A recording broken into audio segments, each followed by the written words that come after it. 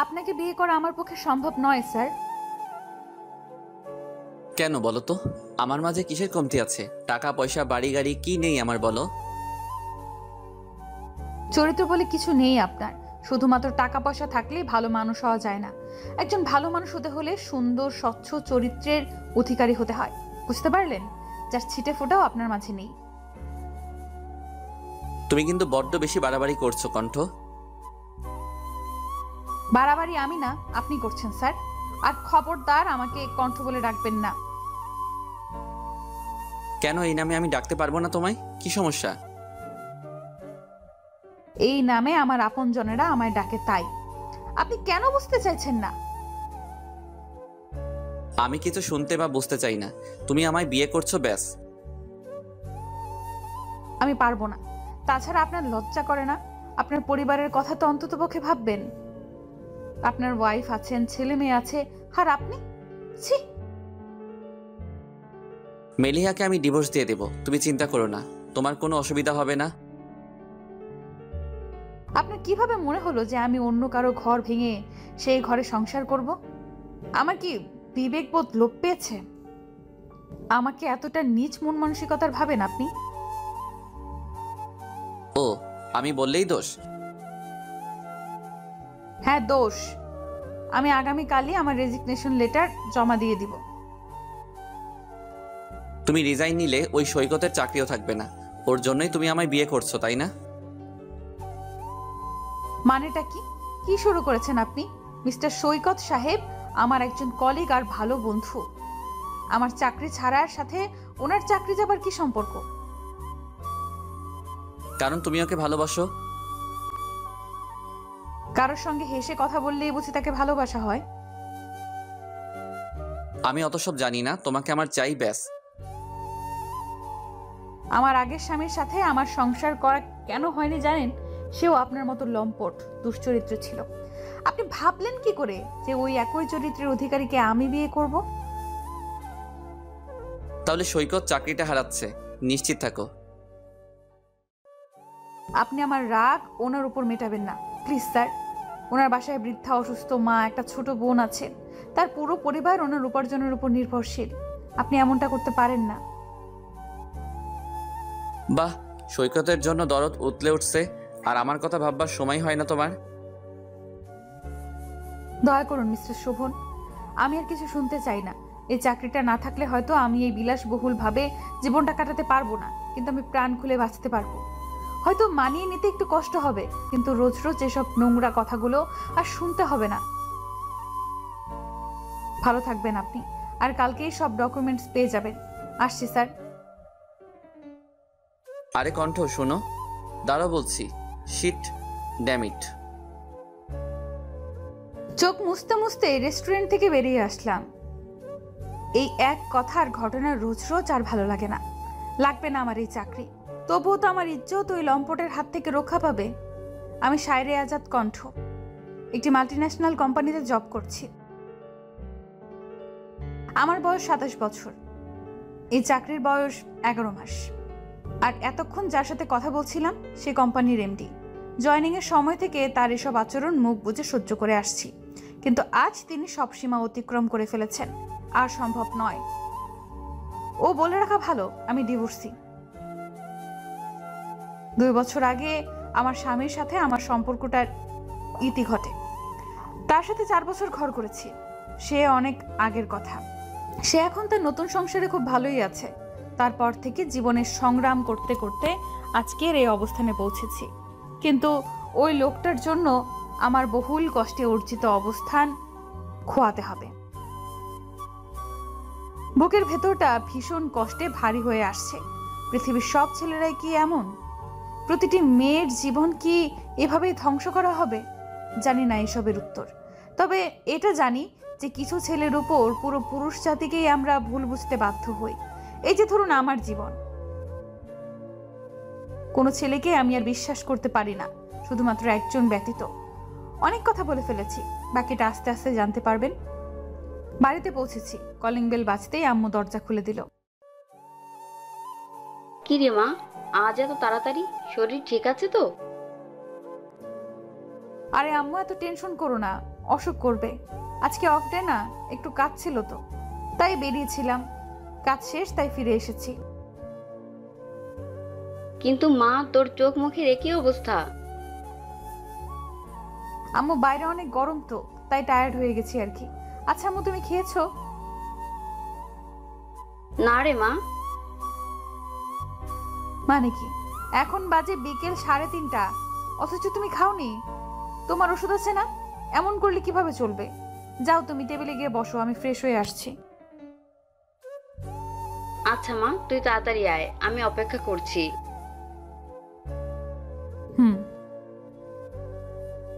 Fresh হয়ে এসে মা মেয়ে খেয়ে নিলাম। আমি ছাড়া আমার মায়ের আর কেউ নেই।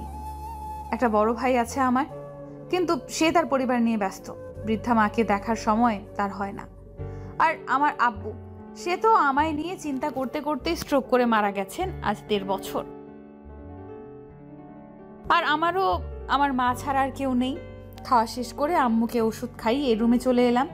রুমে এসে শুয়ে রয়েছি, কিচ্ছু ভালো লাগছে না। কিন্তু আমার যোগ্যতায় আমি হয়তো আরো ভালো কোনো চাকরি পেতে পারি। তবে কিসের মায়ায় আমার ভেতরটা ছারখার হয়ে যাচ্ছে? আমি কি সত্যি সত্যি নীল সাহেবের প্রেমে পড়েছি? আমার মতো এমন ডিভোর্সি অপয়া মেয়ের কপালে কখনো এত ভালো মানুষের সান্নিধ্য জুটবে না। কেন মিছে মায়ার বাঁধনে নিজেকে জড়াতে চাইছি? উনি অনেক ভালো কাউকে ডিজার্ভ করেন। আমাকে চাকরির পাশাপাশি নীল সাহেবের মায়াকেও ছাড়তে হবে। তার জীবনে আমার মতো অপয়ার কোনো স্থান নেই। আর ওই অফিসে থাকা মানেই একটা জানোয়ারকে প্রতিনিয়ত সহ্য করা, আর কুনজরে থাকা, কুপ্রস্তাব শোনা। এর চেয়ে মরে যাওয়াই শ্রেয়। আর কালকে নীল সাহেবের স্যারের ব্যাপারে সব জানাতে হবে, কেননা বলা যায় না আমার উপরে জমে থাকা ক্ষোভ থেকে যদি নীলের কোনো ক্ষতি করে দেয়। তাই নীলকে সতর্ক করাটা আমার কর্তব্যের মাঝেই পড়ে। অনেক কষ্টে নিজের মনকে শান্ত করলাম। কালকেই রিজাইন লেটার জমা দিয়ে চাকরিতে ইস্তফা দেব। চূড়ান্ত সিদ্ধান্তে উপনীত হয়েছি। এসব ভাবতে ভাবতেই চোখ লেগে এলো, আর আমি ঘুমের দেশে তলিয়ে গেলাম। ঘুম ভাঙার পর রেজিগনেশন লেটারটা রেডি করে নিলাম, আর কিছুক্ষণের মাঝেই অতীতের পাতায় ডুব দিলাম। হারিয়ে গেলাম সে সকল স্মৃতিতে। ফ্ল্যাশব্যাক 15 মাস আগে। আম্মু দেখো, এইবারে চাকরিটা আমার হয়ে যাবে। ম্যানেজার তো সেরকমই বলল। আমি জানি বাবা, দেরিতে হলেও চাকরি তোর হবেই। বলেছিলাম না, হতাশ হতে নেই। আল্লাহ তার বান্দার দোয়া ফেলে দেন না, ঠিক সময় মতো কবুল করে নেন। তাই মনোবল হারানো যাবে না। আল্লাহ তার সকল বান্দার ধৈর্যের পরীক্ষা নেন। জি আম্মু, আমি নীলাকে গিয়ে বলি, ও খুবই খুশি হবে। না, তুই ওকে আগেই জানাস না, কনফার্ম হওয়ার পর বলিস। আচ্ছা, তোমার ওষুধ খাওয়া হয়েছে না? গিয়ে একটু রেস্ট নাও, আমি টিউশনিটা করিয়ে আসি। কয়টায় আসবি? রাত 8টার মাঝে চলে আসবো। আচ্ছা। আমি সৈকত ইভান নীল। আমার বয়স 31 পেরোলো।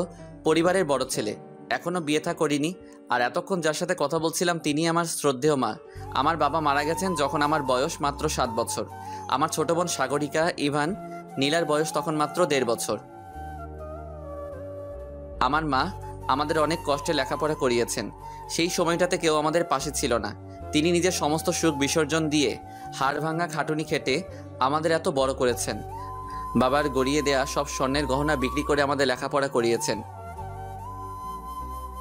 এসব ভাবলেই বুকের ভেতরটা তীব্র কষ্টে হাহাকার করে। অনেক বছর ধরে চাকরি খুঁজছি, কিন্তু হয়নি কখনো। এবারেরটাই হয়তো আমার শেষ ইন্টারভিউ। তবে মনে হচ্ছে চাকরিটা হয়ে যাবে। এখন কিছু টিউশন করিয়ে সংসার চালাচ্ছি, মাস শেষে হিমশিম খেতে হয়। ছোট বোনটা সব চাওয়া পূরণ করতে পারি না, মায়ের চিকিৎসা ঠিকমতো করতে পারি না। কিন্তু নীলা বা আম্মু কখন এসব নিয়ে কিছু বলে না, কিন্তু নিজের কাছেই কষ্ট লাগে। এই দুঃখ কি সহজ হয়? মাঝে মধ্যে নিজেকে সবচেয়ে হতভাগা মনে হয়। এইসব ভাবতে ভাবতে স্টুডেন্টের বাড়ি পৌঁছে গেলাম। সবগুলো টিউশন শেষ করে মাত্রই বেরোলাম। এখন 7:30 বাজে। আজ 3 স্টুডেন্টের বাসাতেই বেতন দিয়েছে। আম্মুর ওষুধ কিনতে হবে, আবার বাসার বাজারও করতে হবে। হঠাৎ ফোনটা বেজে উঠলো। যেই কোম্পানিতে জবের ট্রাই করেছিলাম সেখানকার ম্যানেজারের ফোন।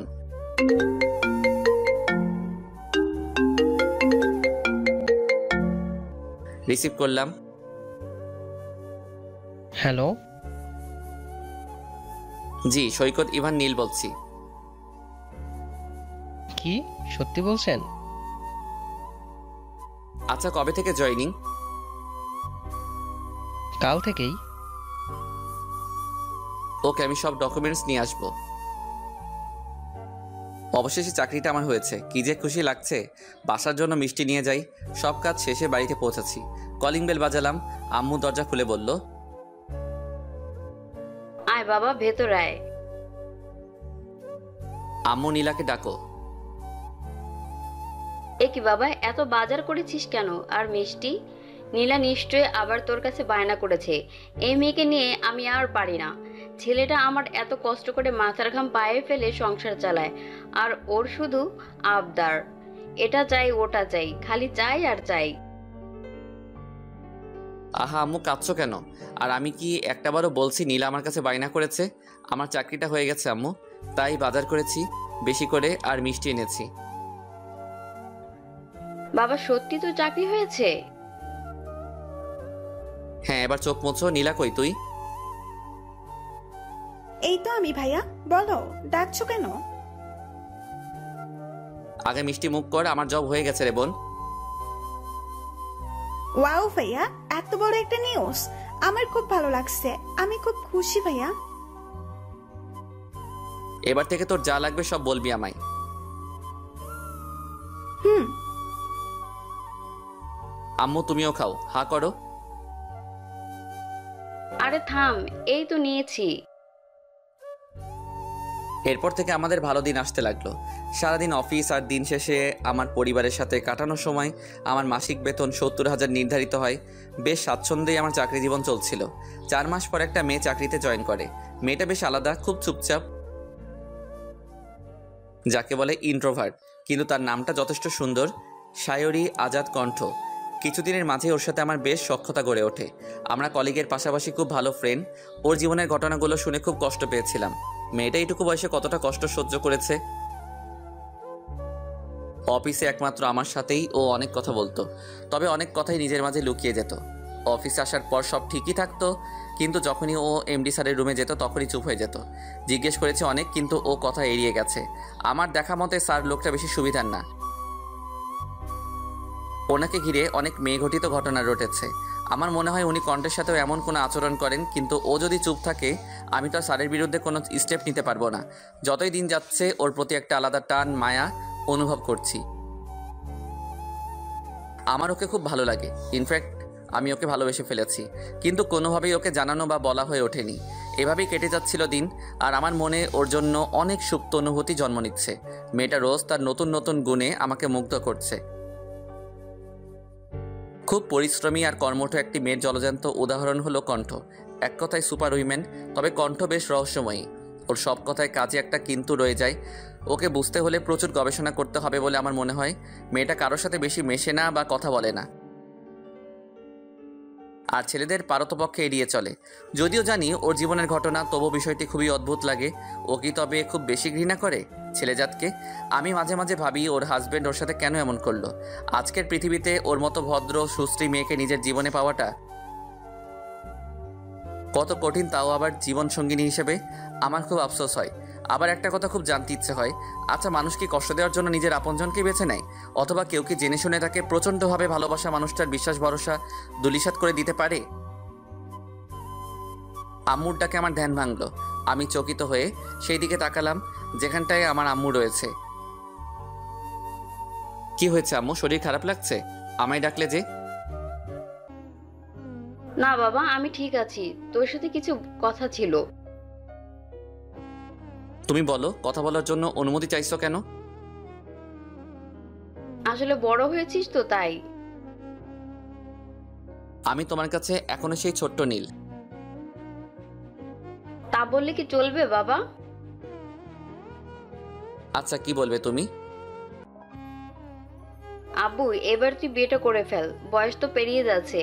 আমার দেখাশোনা করেই তো জীবন পার করে দিলি, এবার অন্তত পাখি নিজের কথাটা ভাব। করবো তো, সময় হলে ঠিক করব। এই কথা তো বিগত 4 বছর যাবৎ শুনিয়ে আসছিস। নীলার বিয়েটা দিয়ে তারপর আমিও বিয়ে করব।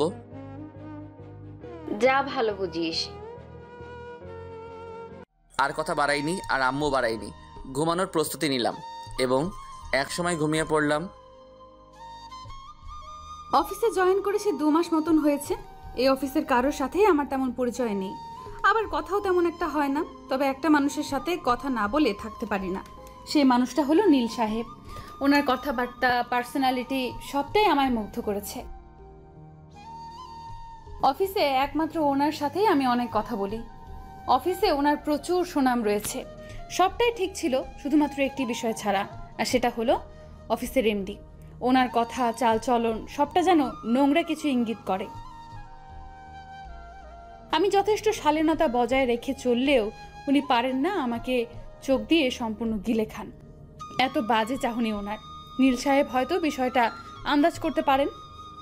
সে সব সময় আমাকে অফিসে আপসেট হয়ে থাকার কারণ জিজ্ঞেস করেন, কিন্তু আমি বিষয়টা এড়িয়ে যাই, কারণ আমি চাই না আমার জন্য নীল সাহেব কোনো ঝামেলায় জড়িয়ে পড়ুক। উনি মানুষটা খুব ভালো, নিজের পরিবার ছাড়া কিচ্ছু বোঝেন না। খুব ভালোবাসেন নিজের মা আর ছোট বোনকে। তার আলোচনার মূল বিষয় তার পরিবার। এই জন্য অনেকেই বিরক্ত বোধ করলেও আমার খুব ভালো লাগে। এই দেখো, এত সব ভাবতে ভাবতেই অফিসে পৌঁছে গেছি।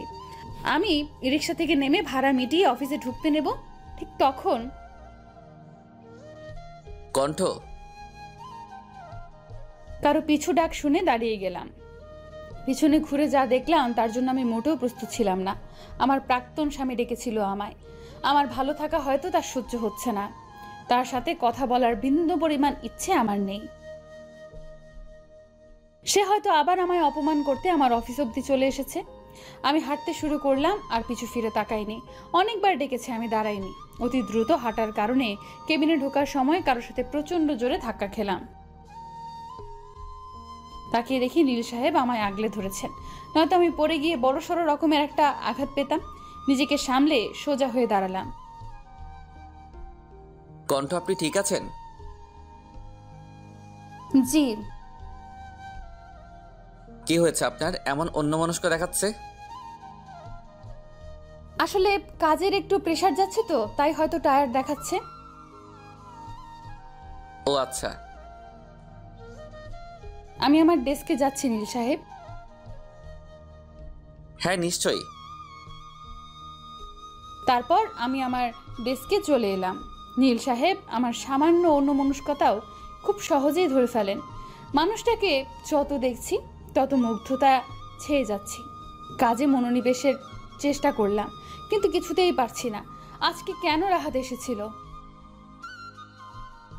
আমার জীবনে আবার কি অঘটন ঘটাতে চায় ও?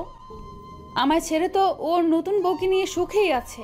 আজ এত বছর পর আমাকে দেখা দেওয়ার কি উদ্দেশ্য থাকতে পারে? কিছুক্ষণ পর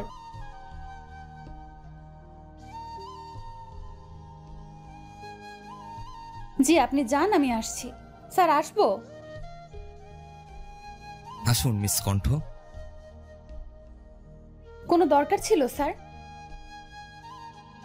কেন, তোমায় কি সবসময় দরকারের জন্য ডাকতে হবে? এমনি কি তোমায় আমি ডাকতে পারি না? আসলে স্যার ঠিক তা নয়। আপনি ডেকেছেন তো, তাই কারণ জিজ্ঞেস করলাম। কিছু মনে করবেন না প্লিজ। করব না, তবে একটা শর্তে। কি? আজকে আমার সাথে বাইরে লাঞ্চ করতে হবে। মাফ করবেন, আমি বাইরের খাবার খাই না। আমি আসছি স্যার। আরে মিস কণ্ঠ, আমার কথাটা তো শুনে যান। কোনো কথা না বলেই আমি স্যারের কেবিন থেকে বেরিয়ে এলাম। ওনাকে ভালো করে চিনেছি এই 2 মাসে। আজ কফি, কাল লাঞ্চ, পরশু ডিনার, আর যতক্ষণ ওনার সামনে ছিলাম মাথা থেকে পা অবধি না হয় হাজারো বার স্ক্যান করেছে। অসভ্য লোক কোথাকার। তারপর আমার ডেস্কে বসে আবার কাজ শুরু করলাম। লাঞ্চের সময়। ব্যস্ত নাকি?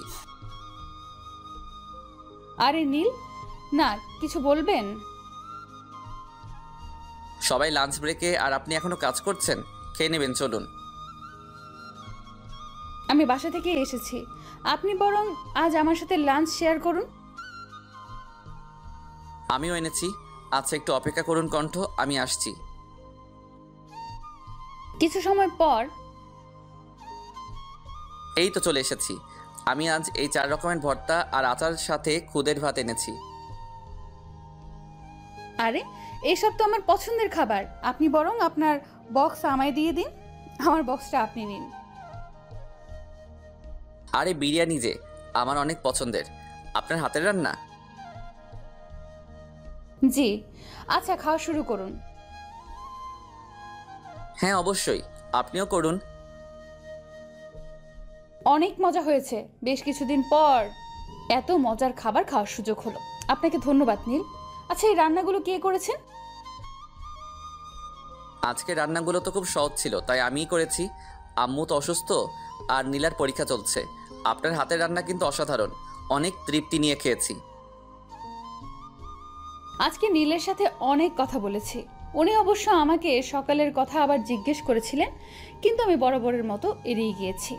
আগামী সপ্তাহে অফিস থেকে একটা ট্যুরের আয়োজন করা হয়েছে, কারণ বেশ অনেক দিন যাবৎ কাজের প্রচুর চাপ ছিল। সকলেই ক্লান্ত, তাই সকলের চাঙ্গা করতেই এই উদ্যোগ। আমি অবশ্য যেতে চাইছিলাম না, কিন্তু নীলের অনুরোধ ফেলতে পারিনি। মানুষটা খুব ভালো, যতটা দেখছি ততটাই অবাকের চরম পর্যায়ে পৌঁছে যাচ্ছি। আমি যেন তার খুব আপন কেউ, আমায় নিয়ে তার চিন্তার যেন অন্ত নেই। এখন বাইরে ঝুম বৃষ্টি পড়ছে। গ্রীষ্মের তীব্র উত্তাপে এই কয়টা দিন প্রকৃতি পুড়েছে। আজকের বৃষ্টি যেন শান্তির বর্ষণ হয়ে নেমেছে, যা প্রকৃতির পাশাপাশি প্রতিটি হৃদয় শীতল করে দিচ্ছে। অনেক রাত হয়ে পড়েছে, রাতের খাবার আম্মুকে সাথে নিয়ে খেয়ে নেই, আবার সকালে অফিস আছে। খেতে ইচ্ছে করছে না, তবুও খেতে হবে, নতুবা আমার শ্রদ্ধেয় জননী খাবেন না। আর রাতে তার অনেকগুলো ওষুধ আছে, অজ্ঞতা খেতে যেতেই হবে। আম্মু এসো তাড়াতাড়ি, খেয়ে নেবে তো নাকি? তুই খেয়েছিস? না, তোমার সাথে খাবো। আর কথা না বলে বসো দেখি। হুম। খাবার খাওয়া শেষে বারান্দায় এসে বসলাম। দেখলাম আমার ফোন বাজছে, নীল ফোন করেছে। রিসিভ করলাম। কোনো দরকার নীল? কোনো দরকার ছাড়া বুঝি আপনাকে কল করতে পারি না কণ্ঠ?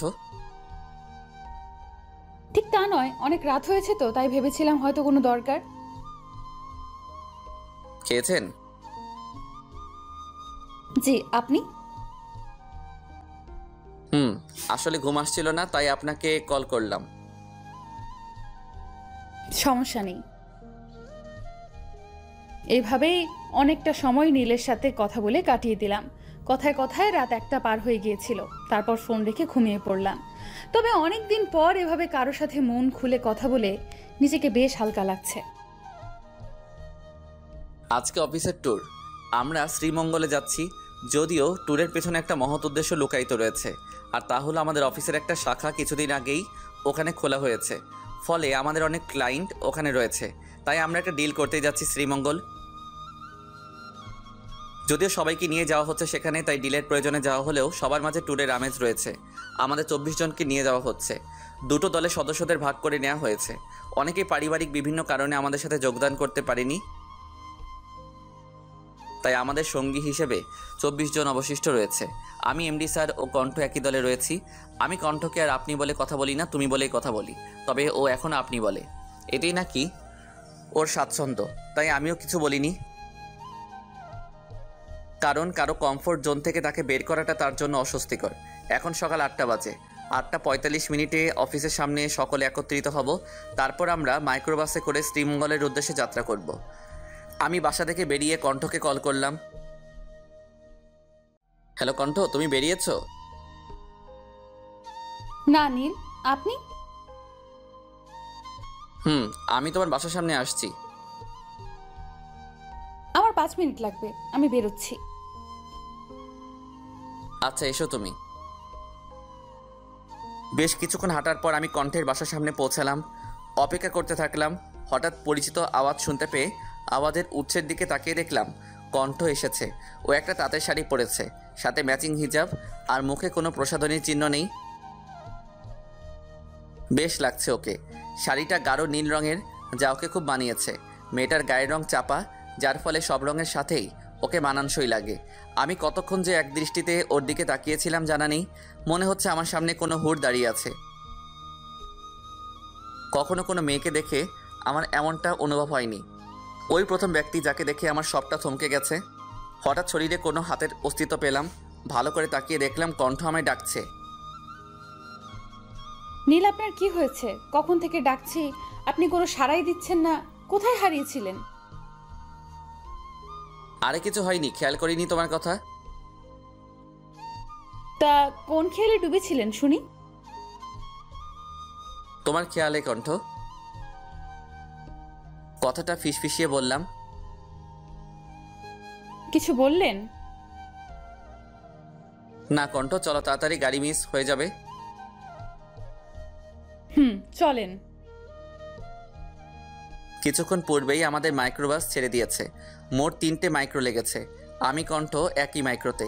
এমডি আমাদের পরের গাড়িতে রয়েছেন।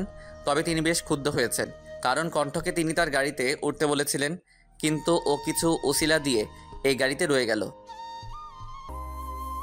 ব্যাপারটা স্যার কিছুতেই হজম করতে পারিনি, যা বুঝলাম। সে যাই হোক, ভালোই হয়েছে। গাড়ির ড্রাইভারের পাশের সিটে আমি বসেছি, আর কণ্ঠ, শিলা এবং মেহেক আমার পিছনের সিটে। তারপরে সিটগুলোতে কারা উঠেছে খেয়াল করিনি। আরে নীল ভাই, এত চুপচাপ কেন? আমি হেসে বললাম, এমনি। কি বলবো বলো? শুনেছি আপনি অনেক ভালো গান গাইতে পারেন। বাইরে ঝুম বৃষ্টি হচ্ছে, একটা গান তো হতেই পারে। কি বলো শিলাকণ্ঠ? না, গান অনেক আগে ছেড়ে দিয়েছি। গলা আর আগের মতো নেই। গিয়ে শুনান নীল সাহেব, দেখি আপনার গলা কতটা খারাপ হয়েছে। তবে তাই হবে, কিন্তু একটা শর্ত আছে। বেশ আগ্রহ দীপ্ত হয়ে কথাটা বলল কণ্ঠ। বলে ফেলুন নীল সাহেব, শুনি আপনার শর্ত। বেশ হেসেই কথাটা বললাম, আমি গান গাইবো, তবে আমার সাথে একজন ফিমেল আর্টিস্ট লাগবে। বিরক্তি নিয়েই বলল, আমি গান টান গাইতে পারি না বাবা। আমি শিলাকে প্রশ্নটা করলাম, শিলা তুমি গাইবে আমার সাথে? আর মনে মনে প্রার্থনা করছিলাম যাতে ওর উত্তরটি না হয়, কেননা আমার ইচ্ছা কণ্ঠের সাথে আমি গান গাইব। আর আমি জানিও খুব ভালো গান গাইতে জানে। না ভাইয়া, আমি তোমার সাথে গাইবো না। থাক, তোমাদের গাইতে হবে না নীল, আমিই গাইবো আপনার সাথে। আচ্ছা, আমি রিমঝিম বৃষ্টি ঝরে যায় গানটা গাইতে চাইছি। আজকের আবহাওয়ার সাথে বেশ জমবে এই গানটা। ঠিক আছে নীল, আপনি শুরু করুন। সবাই চুপ করে বসুন। আমি গাইতে শুরু করলাম। করতালিতে মুখরিত হয়ে উঠল গাড়ির ভেতরটা। সবার কাছে খুব ভালো লেগেছে আমাদের গান। কণ্ঠের গলা মারাত্মক রকমের সুন্দর। যতক্ষণ ওর গান শুনছিলাম যেন কোনো ঘোরে হারিয়ে গিয়েছিলাম। মেয়েটা প্রচুর আবেগ দিয়ে গান গায়। পুরো রাস্তা জুড়ে সকলের আলোচনার কেন্দ্রবিন্দু ছিল আমাদের গাওয়া গান। প্রশংসা শুনতে শুনতে কানের পোকা বেরিয়ে যাবে বলে মনে হচ্ছিল, কিন্তু কণ্ঠ গান গাওয়ার পর থেকেই চুপ। পুরো যাত্রাপথে তেমন কথা বলেনি। কি হলো মেয়েটার? কষ্ট পেয়েছে কি? বেশ কয়েক ঘন্টা যাত্রা শেষে আমরা আমাদের গন্তব্যস্থলে পৌঁছালাম। বৃষ্টির কারণে অনাকাঙ্ক্ষিত বিলম্ব ঘটল। এই লম্বা জার্নি শেষে একদম ক্লান্ত হয়ে পড়েছি। আমাদের 24 জন সদস্যের মাঝে 3 দম্পতি রয়েছে, যারা আমাদের সাথে কটেজে উঠবেন না। তারা তাদের মতো করে কোনো হোটেলে উঠবেন। এমডি স্যারের এক কাজিনের বাসা রয়েছে শ্রীমঙ্গলে, তাই তিনি সেখানেই উঠবেন। বাকি রইলাম আমরা 17 জন, যার মাঝে 7 জন মেয়ে আমরা, আর বাকি 10 জন ছেলে। আমরা 4টা কটেজে উঠব। বড় কটেজ দুটোতে 5 জন করে ছেলে সদস্যরা এবং আমরা 7 জন থাকবো ছোট কটেজ দুটোতে। আমি, মেহেক ও শিলা একসঙ্গে থাকবো। ওদের সাথে বেশ ফ্রি হয়ে গিয়েছি আমি। ওরা খুব মিশুক। নীল, সাগ্রত ভাই, রাহাত ভাই, সৃজন ভাই ও শিথিল ভাই একসঙ্গে থাকবেন। এখন সময় বেলা 2টা। খুব ক্ষুধা লেগেছে আমার, আবার খুব ঘুমও পাচ্ছে। কি যে এক অস্বস্তিকর অবস্থা। ফ্রেশ হয়ে খেতে গেলাম। খাওয়া শেষে রুমে এসেই ঘুমিয়ে পড়লাম। হঠাৎ স্বপ্নে, নীল, আমি আপনাকে খুব ভালোবাসি। কথা বলবেন না? কি হলো নীল?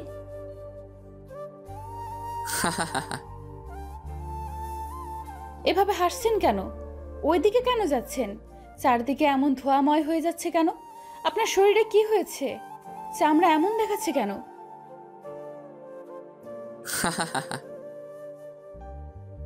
নীল, কোথায় আপনি? আমার শ্বাস নিতে কষ্ট হচ্ছে। আমি আপনাকে দেখতে পাচ্ছি না।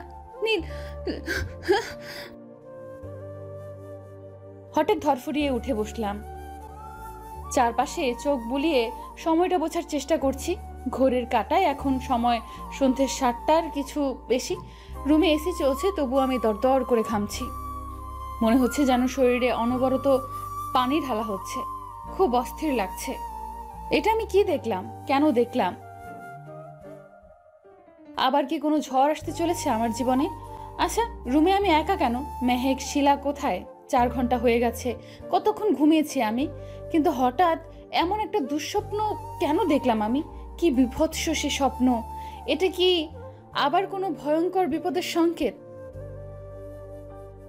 নিজের মনকে ধাতস্থ করলাম, এটা শুধুমাত্র একটা দুঃস্বপ্ন। এর সাথে বাস্তবতার কোনো মিল নেই।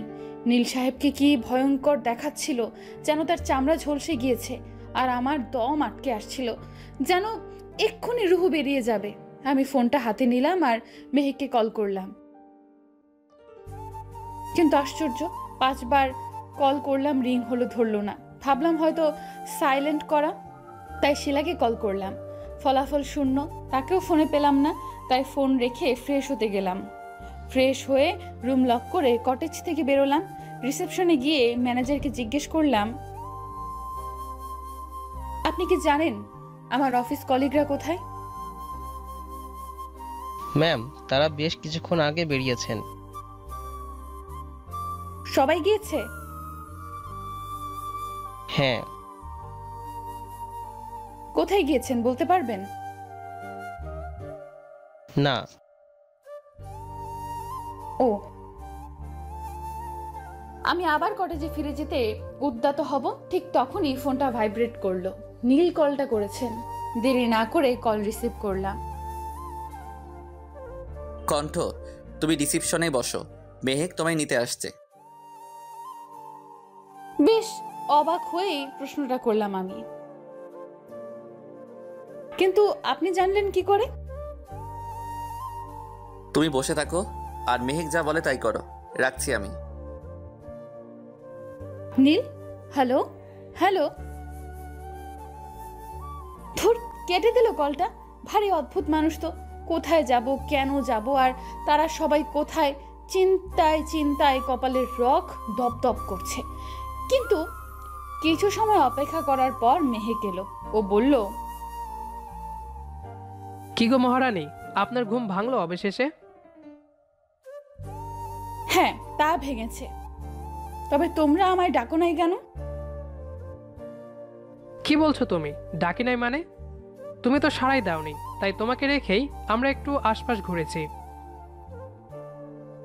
খানিকটা অভিমান নিয়ে কতটা বললাম। কাজটা মোটেও ভালো করনি। আচ্ছা হয়েছে, মান অভিমানের পালা এখন তোলা থাক। তাড়াতাড়ি চলো আমার সাথে। হুম। এই, কোথায় যাচ্ছ? কেন, তুমি না তোমার সাথে আমায় যেতে বললে? এভাবে তো যাওয়া যাবে না। কেন, আমার ড্রেসটা কি দেখতে ভালো না? এটা চেঞ্জ করে আসবো? না, ড্রেস ঠিক আছে, কিন্তু তুমি চোখ খোলা রেখে যেতে পারবে না। তো আমি চোখ বন্ধ করে হাঁটবো নাকি? আরে বোকা, আমি তোমার চোখ বেঁধে তোমাকে ধরে ধরে নিয়ে যাব। আমি বিরক্তিতে ভ্রুজগল কুঁচকে বললাম, কেন আমি পারবো না? মেহেক খানিকটা গম্ভীর হয়ে বলল, নীল ভাই তোমাকে কল করেছিল? হ্যাঁ। কিছু বলে নাই? বলেছে অনেক কিছু। আমার কথা শুনতে বলে নাই? বলেছে, কিন্তু কোনো কিন্তু না, চুপচাপ আমার কথা শোনো। আচ্ছা। মুখ বাঁকাচ্ছ কেন? তোমায় মারতে নিয়ে যাচ্ছি না, হয়ে গেছে, চলো। শক্ত করে ধরবে, কিন্তু হোঁচট খেলে তোমার খবর আছে। বেশ, তবে তাই হবে। মেহেকের হাত ধরে গুটি গুটি পায়ে এগিয়ে চলছি। মনে হচ্ছে সবে হাঁটতে শিখেছি। কেমন একটা অদ্ভুত অনুভূতি। আবার একটা বিষয়ে ভেবে খুব কষ্ট হচ্ছে। সামান্য এইটুকু পথ চোখ বন্ধ করে হাঁটতে কতটা কষ্ট হচ্ছে, অথচ যারা অন্ধ জন্মগতভাবেই, তাদের কষ্টের কথা মনে হলেই বুকের ভেতরটা হাহাকার করে ওঠে। আল্লাহ যেন কাউকে এই কষ্টের জীবন না দেন, এই দোয়া মনে মনে করছি। হঠাৎ পথ চলা বন্ধ হলো, অর্থাৎ আমরা আমাদের গন্তব্যস্থলে পৌঁছে গেছি। চোখের বাঁধন খোলার জন্য চোখে হাত দিতে যাব, তার পূর্বেই কেউ আমার হাত খপ করে ধরে ফেললো। হাতটা মেহেক নয়, তা বেশ বুঝতে পারছি। শক্ত বলিষ্ঠ কোনো পুরুষালী হাতের ছোঁয়া পেতেই শরীর বেয়ে এক শিরশিরানি অনুভূতি যেন ছুটে গেল। আমি কম্পিত গলায় কিছু বলতে যাব, তার পূর্বেই সেই হাতের মালিক আকুতির স্বরে বলে উঠল, আর কিছুক্ষণ অপেক্ষা করো কণ্ঠ। অবাক হয়ে প্রশ্ন করলাম, নীল আপনি? হ্যাঁ, এসো আমার সাথে। মেহেক কোথায়? সামনে আছে। আচ্ছা, নীল কি করতে চাইছে? উত্তরের অপেক্ষায় উত্তেজনা বেড়ে চলেছে। খানিকটা হাঁটার পর আমরা থামলাম। আমি এবার উচ্চস্বরেই বলে ফেললাম, আর কতক্ষণ এভাবে? আমি বোধহয় অন্ধ হয়ে যাব। কোনো সারা শব্দ পেলাম না। হঠাৎ কেউ আমার চোখে বাঁধা কাপড় সরিয়ে নিল। অনেকটা সময় অন্ধকারময় ছিলাম বলে আলোর সাথে মানিয়ে নিতে কিছুটা সময় লাগলো। এরপর সামনে যা দেখলাম তা রাগে, ক্ষোভে, ক্রোধে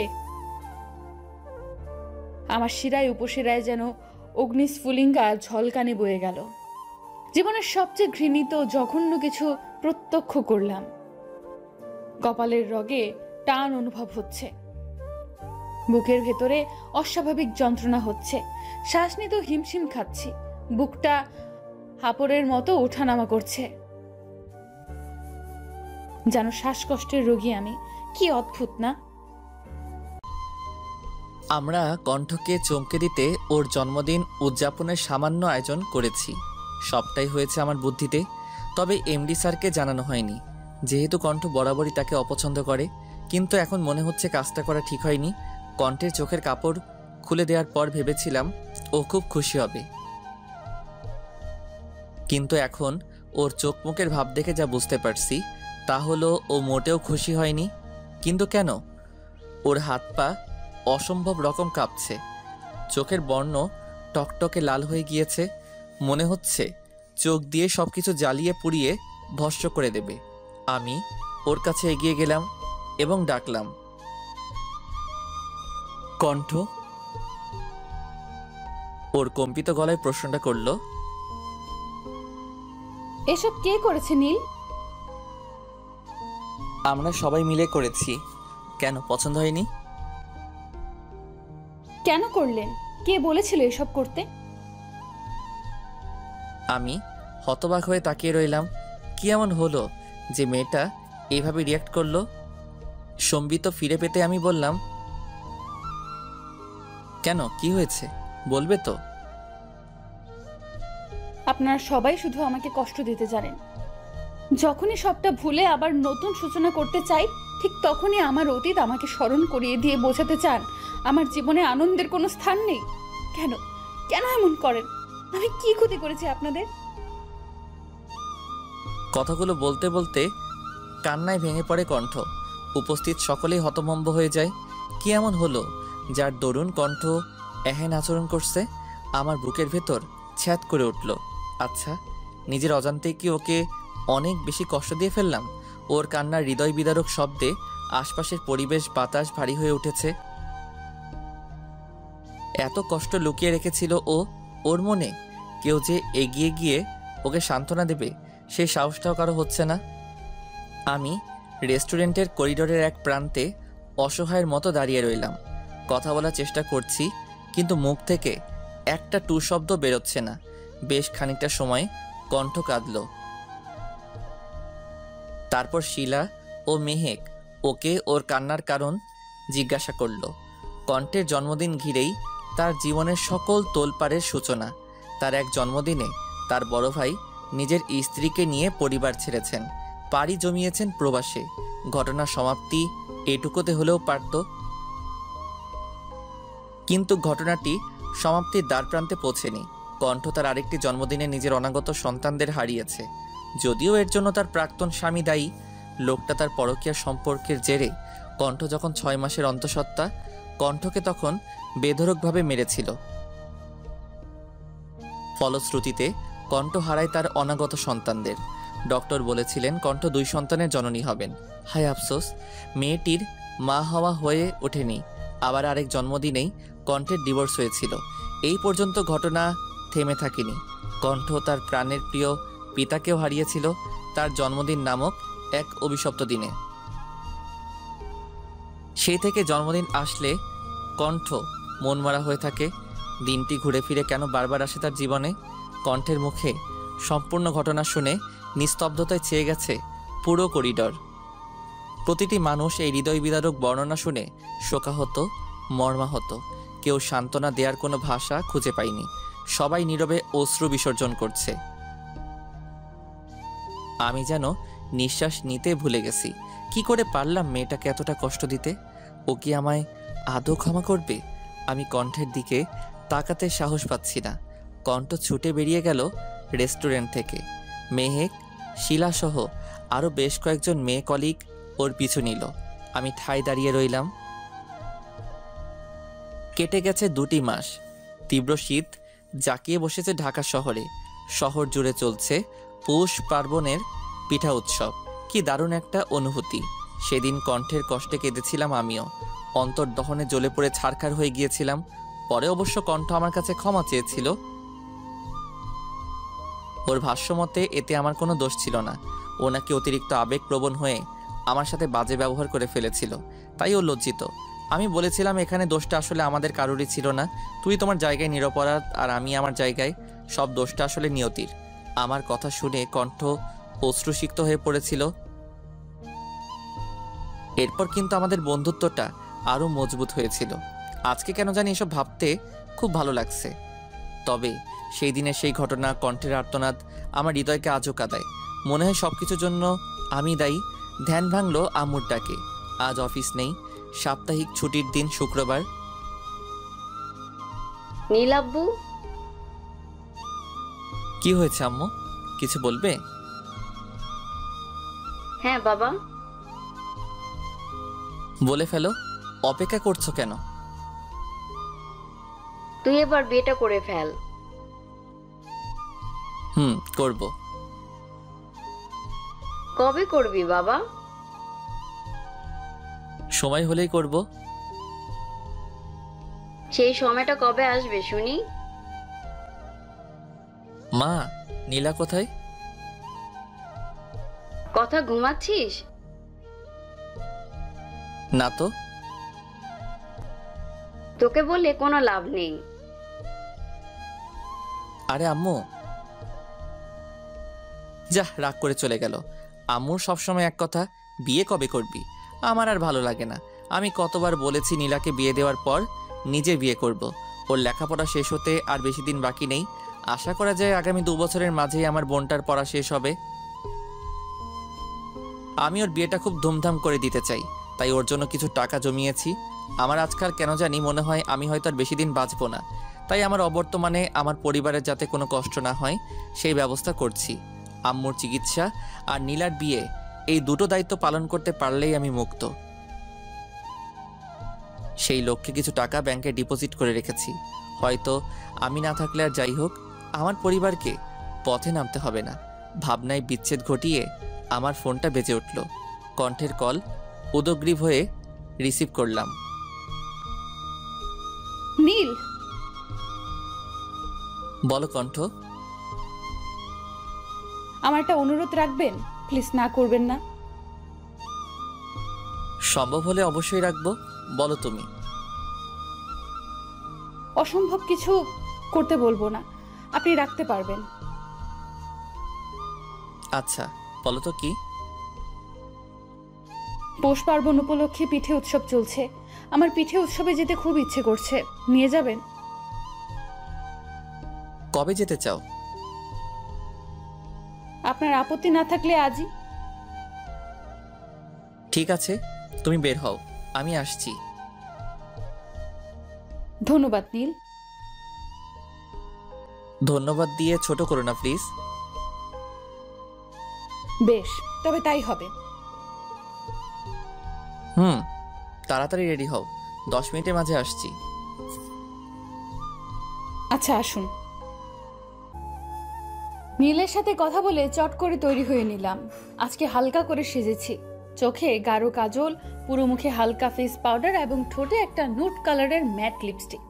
ব্যাস, আমার সাজ সম্পূর্ণ। কাতানের গাঢ় নীল একটি শাড়ি পরেছি, সাথে ম্যাচিং হিজাব, আর গায়ে জড়িয়ে নিয়েছি একটা কালো রঙের শাল। এতেই প্রায় 6 মিনিট পার করে ফেলেছি। না, এবার বেরোতেই হবে।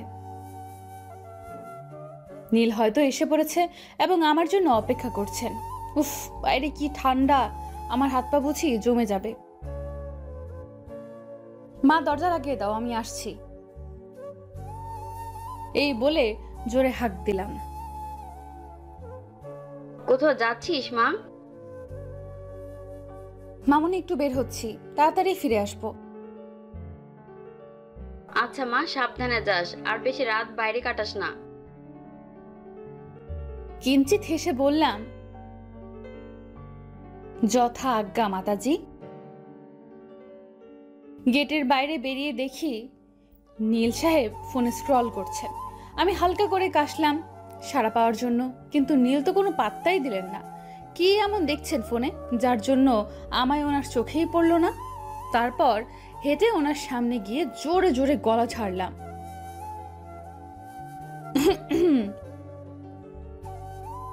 আরে কণ্ঠ, এসে পড়েছ, চলো রিক্সায় উঠি। এসেছি তো সেই কখন, কিন্তু আপনি তো দেখলেনই না ফোন নিয়ে ব্যস্ত কিনা। খানিকটা খোঁচা দিয়ে কথাটা বললাম। কেন যেন ওনার দৃষ্টি আকর্ষণ করতে না পেয়ে রাগ হচ্ছে, ভীষণ রকমের রাগ। মিষ্টি হেসে বললেন নীল, ও তাই বুঝি, সরি গো, আর হবে না। কি মায়াময় মুখায়ব, কতটা স্নিগ্ধ তার হাসি, কতটা গভীর তার চোখের চাহনি। দেখলেই মনে হয় এই বুঝি কোনো মায়াজালে জড়িয়ে পড়েছি। আর তার মুখের এই গো ডাকটা শুনে শরীর জুড়ে বয়ে গেল এক অদ্ভুত অনুভূতি। মনের মাঝে লোভ জমছে। ইস, যদি রোজ এই ডাকটা শুনতে পেতাম, যদি পেতাম। ভাবনার সাগরে হাবুডুবু খাচ্ছিলাম, তবে তা ছিল ক্ষণস্থায়ী। এই কণ্ঠ, কি ভাবছো বলো তো? রিক্সায় উঠবে না? কিছু না, চলুন। সূর্য ডুবেছে, ঘন্টাখানেক পড়বে। অন্ধকার জেগে বসেছে শহর জুড়ে। তবে রাস্তায় ল্যাম্পপোস্টে, দোকানের লাইট আর বাসাবাড়ির লাইটের আলোয় আলোকিত চারপাশ। ঠান্ডা বাতাসের ঝাপটা এসে স্পর্শ করছে সারা অঙ্গ। রিক্সা ছুটে চলেছে গন্তব্যের খোঁজে, আর পাশে বসে আছেন নীল। তবে আমাদের মাঝে আরো 2-1 বসতে পারবে বলে মনে হয়। আচ্ছা, সময়টা যদি এখানেই থমকে যেত তবে কেমন হতো? 1 কাপ চায়ের বড্ড অভাব। ভাবনার সমাপ্তি ঘটল, কেননা রিক্সা থেমে গেছে, যার অর্থ আমরা আমাদের কাঙ্ক্ষিত গন্তব্যে পৌঁছেছি। আমি নামলাম রিক্সা থেকে। এতটা পথে আমরা একটা কথাও বলিনি। নিশ্চুপ থেকে প্রকৃতির স্নিগ্ধতা অনুভব করছিলাম। শান্ত স্বরে নীল বলল, কণ্ঠ, চলো। চলেন। আমি আশপাশ ঘুরে ঘুরে দেখছিলাম। হরেক পদের পিঠার স্টল রয়েছে। মনে পড়ে গেল ছোটবেলার কথা। শীতের সময় গ্রামে যখন বেড়াতে যেতাম তখন কত পিঠা খেতাম, আর এখন তো বাসায় সেভাবে পিঠা তৈরি করাও হয় না, তাই খাওয়া সৌভাগ্য হয়ে ওঠে না। চারপাশ পিঠার সুঘ্রাণে ম ম করছে। আমি পাটিসাপটা পিঠার স্টল দেখে দাঁড়িয়ে পড়লাম। নীল বললেন, কি হলো, থেমে গেলে যে? কপাল কুঁচকে কথাগুলো বললাম আমি। পৌষ পার্বণের পিঠা উৎসবে এসেছি কি করতে? শুধু কি ঘুরে ঘুরে দেখবো, খাবো না? না, তা হবে কেন? তা কোন পিঠে খাবে? আপাতত পাটিসাপটা দিয়ে শুরু করব, তারপর ভেবে দেখছি আর কি টেস্ট করা যায়। তবে শুরু করা যাক। আমরা পাটিসাপটা, ভাপা পিঠা, চিতই পিঠা, খেজুর পিঠা, দুধ চিতই পিঠা, বিবিখানা পিঠা সহ আরো অনেক রকমের পিঠা টেস্ট করলাম। অসম্ভব মজা ছিল পিঠাগুলো। এত পিঠা খেয়ে ফেলেছি যে এখন হাঁটতে হিমশিম খেতে হচ্ছে, তবুও খুব উপভোগ্য ছিল মুহূর্তগুলো। নীলের একই অবস্থা। হঠাৎ নীল বলে উঠলেন, এই কণ্ঠ, একটু বিশ্রাম নেই, কি বলো? ঠিক বলেছেন, হাঁটতে কষ্ট হচ্ছে। কিছু সময় বিশ্রাম নিয়ে তারপর চলে যাব। নিষ্প্রভ কণ্ঠে আমি বললাম, নীল এখন কয়টা বাজে? সবে 7:45 বাজে, 8টা পর্যন্ত বসি, তারপর রওনা হব। ঠিক আছে, আপনাকে অনেক ধন্যবাদ নীল। নীল খানিকটা অবাক হয়ে বললেন, ধন্যবাদ কেন? উচ্ছ্বাসিত হয়ে কথাগুলো বললাম, এত সুন্দর একটা সন্ধ্যা উপহার দেওয়ার জন্য। এটা আমার জীবনের অন্যতম একটি সুন্দর মুহূর্ত, আমার কাটানো সবচেয়ে ভালো সন্ধ্যা। তোমাকেও ধন্যবাদ আমাকে এত সুন্দর সময় উপভোগ করতে দেওয়ার জন্য। আড্ডা চলল বেশ অনেকটা সময়। তারপর আমরা বাসার উদ্দেশ্যে রিকশায় চড়লাম। আবার আমরা বেশ অনেকটাই স্বাভাবিক হয়ে গেলাম। আগের মতো আর জড়তা কাজ করছিল না। অনেক কথা বলতে বলতেই আমরা বাসায় এসে পড়লাম। আমায় বাসার গেটে নামিয়ে দিয়ে নীল নিজের বাসার উদ্দেশ্যে রওনা দিলেন। যতক্ষণ নীলকে দেখা গেল আমি তাকিয়ে দেখলাম, উনি অদৃশ্য হতেই আমি বাসায় ঢুকে গেলাম।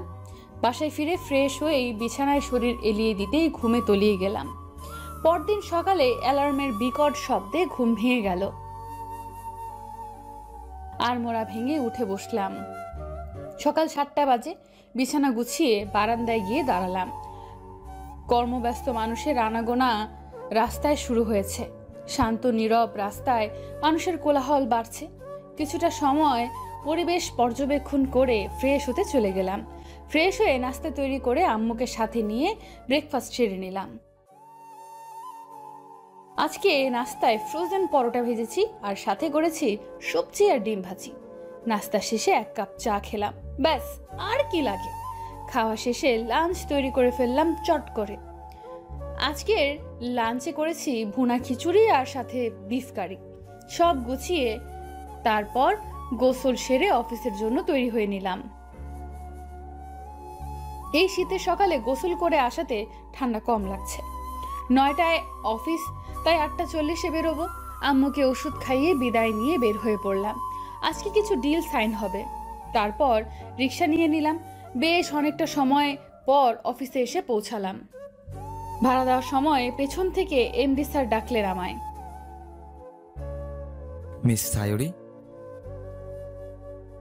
জি স্যার, বলেন। আপনি রোজ এমন রিক্সায় করে যাতায়াত করেন কেন? আমার যা সামর্থ্য আমি তাই করি স্যার। আহা, রেগে যাচ্ছেন কেন? আপনি চাইলে আমি রোজ আপনাকে পিক করতে পারি, কিন্তু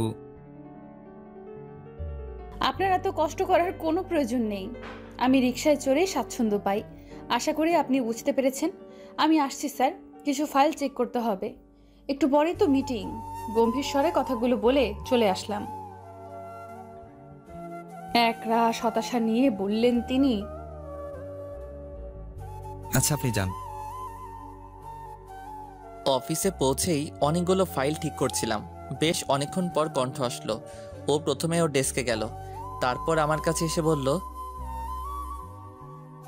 নীল, আপনি আমার এই ফাইলগুলো চেক করে দেন তো। আমি দেখেছি, তারপরও একটু দেখে নেন। তুমি দেখলে তাতে কি আর ভুল থাকতে পারে? তবুও তোমার অনুরোধ রাখতে দেখছি। আপনি সব সময় একটু বেশিই বলেন। আচ্ছা, তুমি রেখে যাও, আমি দেখে তোমায় দিয়ে আসবো, কেমন? জি অবশ্যই।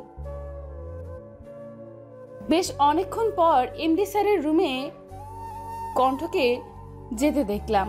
তারপর প্রচুর চিৎকারের আওয়াজ শুনতে পেলাম। বুঝতে পারলাম স্যারের সাথে কণ্ঠের নিশ্চয়ই কোনো ঝামেলা হয়েছে।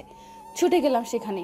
গিয়ে দেখি স্যার কণ্ঠের গায়ে হাত তুলতে যাচ্ছিলেন। আমি তাড়াতাড়ি করে ওনার হাত ধরে ওনাকে আটকে দিলাম। উনি উত্তেজিত হয়ে হাত ছুটতে লাগলেন। তারপর অফিসের অন্যান্য স্টাফরাও ছুটে আসেন এই কোলাহলের শব্দে। কণ্ঠ চোখ মুখ শক্ত করে দাঁড়িয়ে আছে, রাগেও ফোঁসফোঁস করছে। আমি এখানে সময় মতো না পৌঁছালে মারাত্মক কিছু একটা হয়ে যেত। কিন্তু কি এমন হলো, হঠাৎ এমন রণাঙ্গনে পরিণত হয়েছে কেন? অনেক কৌতূহল মনে চেপে রেখে পরিস্থিতি শান্ত করার চেষ্টা করছি। তারপর সুযোগ বুঝে কণ্ঠকে নিয়ে বেরিয়ে এলাম। আজকের ক্লায়েন্ট মিট আপ আপাতত স্থগিত করা হয়েছে। কিছুই বুঝে উঠতে পারলাম না। মুহূর্তের মাঝে অফিসের পরিবেশ পাল্টে গেল। সবাই অবশ্য স্যারকে হাত তোলার অবস্থায় দেখেনি, শুধুমাত্র উত্তেজিত অবস্থায় দেখেছে। তারা ধারণা করছে যে কোনো ইম্পর্টেন্ট ফাইল হয়তো বা কণ্ঠ ভুল করেছে, তাই স্যার এতটা উত্তেজিত হয়ে পড়েছেন। কিন্তু আমার মন বলছে অন্য কিছু। কণ্ঠকে জিজ্ঞেস করতে হবে। আজকে অফিস তাড়াতাড়ি ছুটি হয়ে গেল। কণ্ঠ কোনো কথা না বলেই চলে গেল। আমিও আর কিছু বলিনি ওকে। রাতের আকাশ মেঘাচ্ছন্ন হয়ে রয়েছে। শিশির বিন্দু জানালার গ্রিলে জমেছে, মনের কোণেও মেঘ জমেছে। হৃদয় উঠোন জুড়ে আজ শুধুই বিষণ্ণতা। কোথাও কি শান্তি নেই? কেন জীবন এত তোলপাড়? জীবন যদি থমকে যেত। বারান্দায় বসে এই কথাগুলো এক মনে ভাবছে কণ্ঠ। কি তার অপরাধ? মেয়ে হয়ে জন্মানোটাই হয়তো তার জীবনের মস্ত বড় অপরাধ। বুক চিরে বেরিয়ে এলো একরাশ দীর্ঘশ্বাস। আজকে এমডি স্যার আবারও কণ্ঠকে অপমান করেছে। নীলের সাথে দু চারটা কথা হেসে বলেছে বলেই কি সে বেহায়া? এতটা নীচ কেন মানুষের মন মানসিকতা? রেগে গিয়ে কণ্ঠ কম কথা শোনায়নি ওই লোকটাকে। পরবর্তীতে মিস্টার শোভন অবশ্য কণ্ঠকে কল করে দুঃখ প্রকাশ করেছে। প্রতি উত্তরে কণ্ঠ ছিল নিশ্চুপ। কালকে কণ্ঠকে শোভন একটা রেস্টুরেন্টে দেখা করতে বলেছে। কণ্ঠ জবাবে হ্যাঁ সূচক উত্তর করেছিল। যেহেতু অফিসে চাকরি করতে হবে, তাই বসের কথা না শুনে কি কোনো উপায় আছে? রাতে নীল অনেকবার কল করেছিল কণ্ঠকে, কিন্তু সে রিসিভ করেনি। তার মন পাড়া যে আজ বিষণ্ণতার চাদরে ঢেকে আছে, তাই এই বিষণ্ণতার সময়টা একান্তেই নিজের সাথেই কাটাতে ভালো লাগে তার। বর্তমানে হঠাৎ করেই হারিয়েছিলাম অতীতের পাতায়। ফোনের ভাইব্রেশনে ফিরে এলাম বর্তমানে। স্ক্রিনে স্যার লেখাটা জলজল করছে। লোকটা আসলে চাই কি? বলেছি তো তাকে আমি বিয়ে করতে পারবো না। এমন নির্লজ্জ বেহায়া মানুষ আমি আমার জীবনে দুটো দেখিনি। কলটা কেটে দিলাম। সময় এখন সন্ধ্যে 7:30। আকাশ মেঘাচ্ছন্ন হয়ে রয়েছে। আমার জন্ম হয়েছিল বোধহয় কষ্ট পাওয়ার জন্যই। হয়তো মৃত্যুই পারবে আমাকে এসব থেকে মুক্তির পথ খুঁজে দিতে। কিন্তু আমার আম্মুর কি হবে আমি না থাকলে? মানুষটা যে আমি ছাড়া আর কেউ নেই, ছেলে থেকেও নেই। এমন সন্তান গর্ভের কলঙ্ক। আল্লাহর কাছে একটাই প্রার্থনা সব সময় করি, আমার অবর্তমানে যেন আমার মায়ের কোনো কষ্ট না হয়। অনেক হতাশ আমি আমার জীবন নিয়ে। কত স্বপ্ন ছিল জীবন নিয়ে, অথচ সব স্বপ্নই রয়ে গেল, বাস্তবে রূপ পেল না। না হতে পারলাম কারো ভালোবাসার মানুষ, আর না হতে পারলাম মা, না হতে পারলাম জীবনে প্রতিষ্ঠিত। কি হলো, কেন হলো? সবটাই ধোঁয়াশা, যার নেই কোনো উত্তর। ভাবনা চিন্তারাও আজকাল খাপছাড়া হয়ে গেছে। আজ যদি নীলের মতো একজন জীবন সঙ্গী পাশে পেতাম, হয়তো তার কাঁধে আমার মাথাটা রেখে সব কষ্টগুলো দুজনায় ভাগ করে নিতাম। হতাশা হয়তো আমায় ছুতে পারতো না, কিন্তু সবটাই যে অবাস্তব।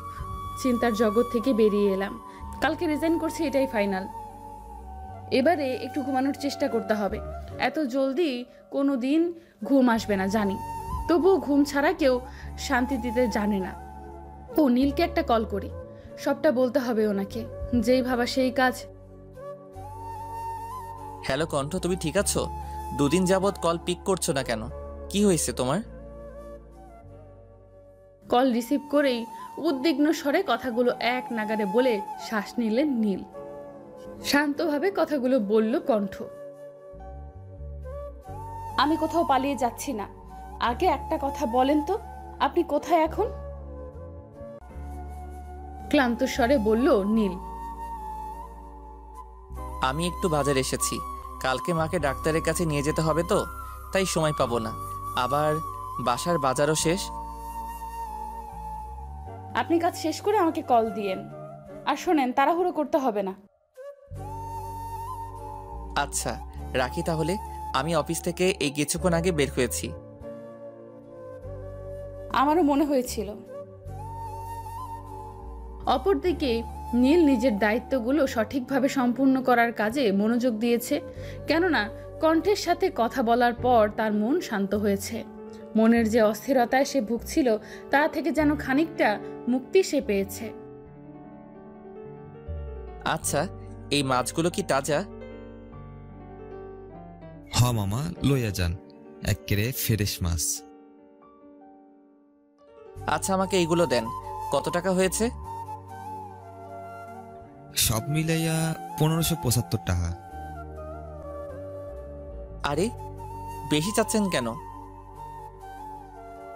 অহন মাছের রেট একটু বেশি, মাছের আকাল পড়ছে ভাইজান। আচ্ছা দিয়ে দেন। মাছ কিনে নীল এগিয়ে গেল সবজির বাজারের দিকে। মাছ প্রায় শেষের দিকে, তাই হাতে খুব একটা বেশি টাকা নেই।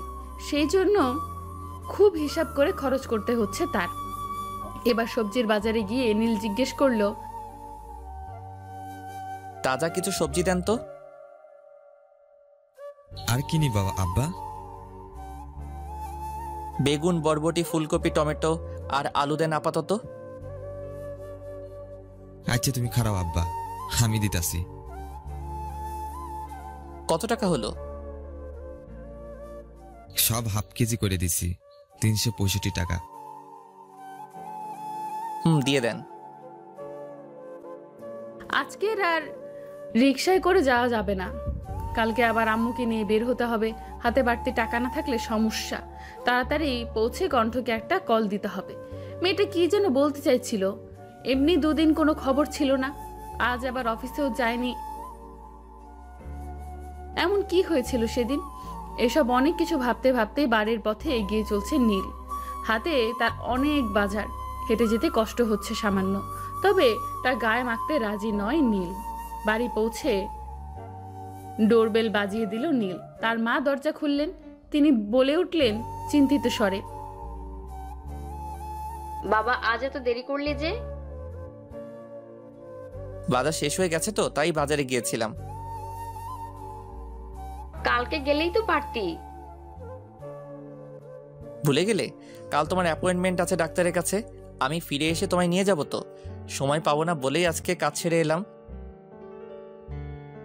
সব দিকে খেয়াল থাকে তোর, আমি তো ভুলেই গিয়েছিলাম। কি যে বলো তুমি। যা ফ্রেশ হয়ে খেয়ে নে। তুমি আর নীলা খেয়েছো? হ্যাঁ খেয়েছি আমরা, এবারে তুইও খেয়ে নে। নীল ফ্রেশ হয়ে খেয়ে নিল, তারপর আমাকে কল করলো। দুবার রিং হতেই আমি রিসিভ করলাম। কি করছেন নীল? এই তো খেয়ে রেস্ট নিচ্ছি। তুমি? কিছু ফাইল চেক করছিলাম। এখন আপনাকে যা বলতে চেয়েছিলাম তা বলছি।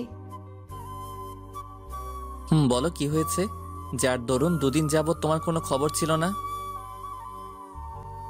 নীল, চাকরিটা আমি ছেড়ে দিচ্ছি। কিন্তু কেন? অবাক হয়ে প্রশ্নটা করে বসলো নীল।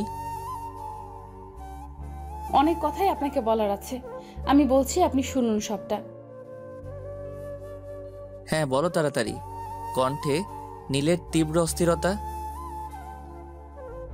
অফিসে জয়েনিং এর শুরু থেকেই এমডি স্যারের চাহনি আমার কাছে অস্বস্তিকর ছিল।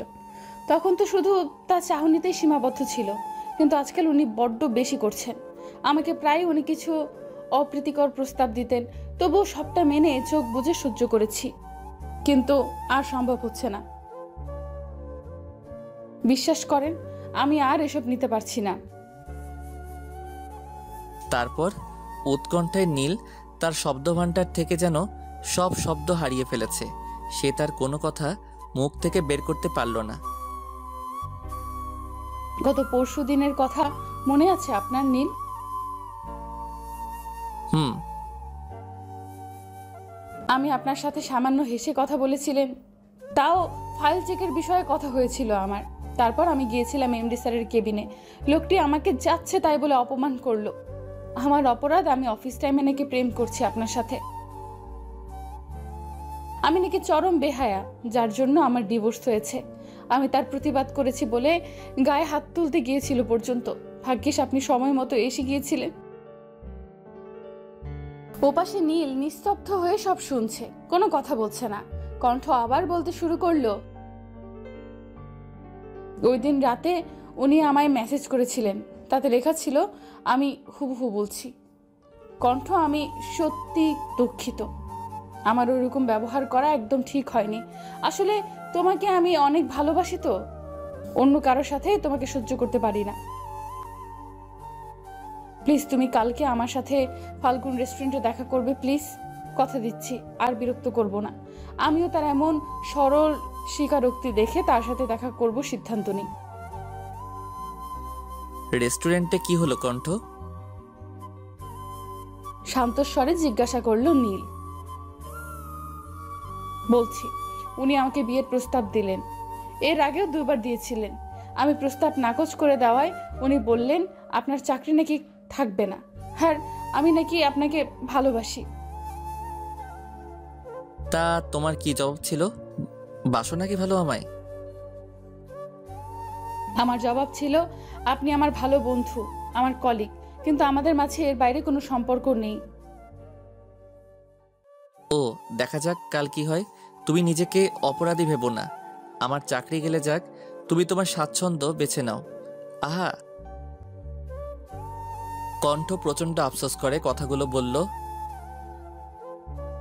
আপনার অনেক বড় ক্ষতি হয়ে যাবে আমার জন্য, কিন্তু এই চাকরিটা ছেড়ে দেওয়া ছাড়া যে আর কোনো উপায় দেখছি না আমি। আমায় ক্ষমা করবেন নীল। দেখা যাক না কি হয়। আচ্ছা রাখছি, তুমি ঘুমিয়ে পড়ো, আর প্লিজ টেনশন করো না।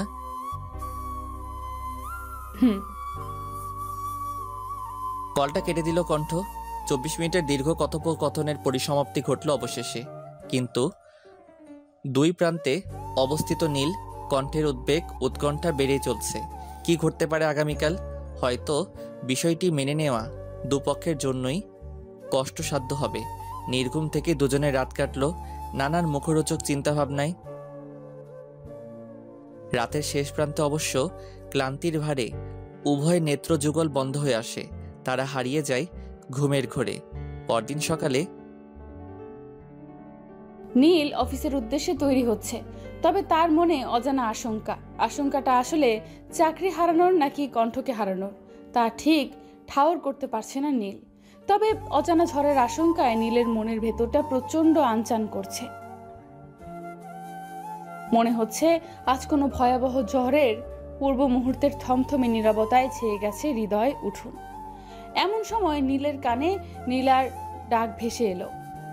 সে বেরিয়ে এলো নিজের চিন্তার জগৎ থেকে, মনোযোগ দিয়ে নীলার কথায়।